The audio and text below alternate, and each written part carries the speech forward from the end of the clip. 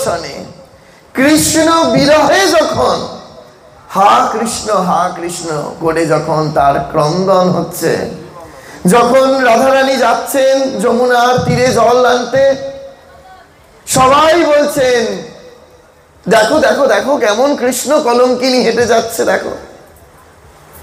বুড়িমা সঙ্গে সঙ্গে রাধারানীকে বলছেন, রাধে তো লজ্জা করে না? তোকে ওরা কলঙ্কিনী বলছে, তুই বৃষভানু রাজনন্দিনী, তুই রাজার কন্যা, তোর লজ্জা করে না? তখন রাধারানী বলছেন যে না বুড়িমা,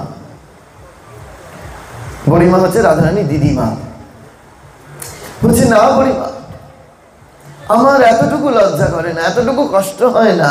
কেন কষ্ট হয় না?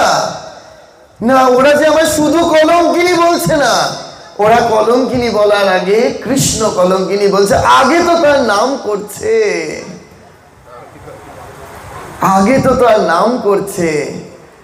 ওই যে তার নামটা যেহেতু আমি শুনতে পাচ্ছি আমার কর্ণকুহরে, আমার তাই কষ্ট হচ্ছে না।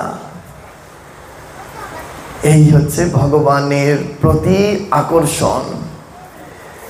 ভগবান তখনই আমাদের আকর্ষণ করবেন চুম্বক হয়ে, লৌহ দণ্ডকে, যখন আমরা এই কাঁদতে কাঁদতে আমাদের এই পূর্ব জন্মের মাটি যে লেপা রয়েছে সেই মাটি ধুতে শুরু করব।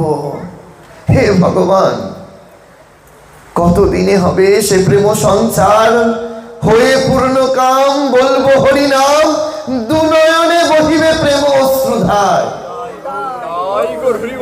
কতদিনে হবে সে প্রেম সঞ্চার আমরা জানি না, আর কত জন্ম লাগবে। এ জন্মেই, এই জন্মেই ভগবান কৃপা করে তুমি তোমার চরণে আশ্রয় দাও।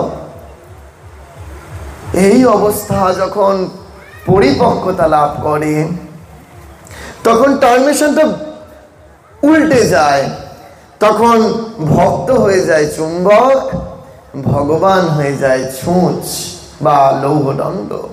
তখন ভক্তের আকর্ষণে ভগবান ধরার বুকে এসে হাজির হয়।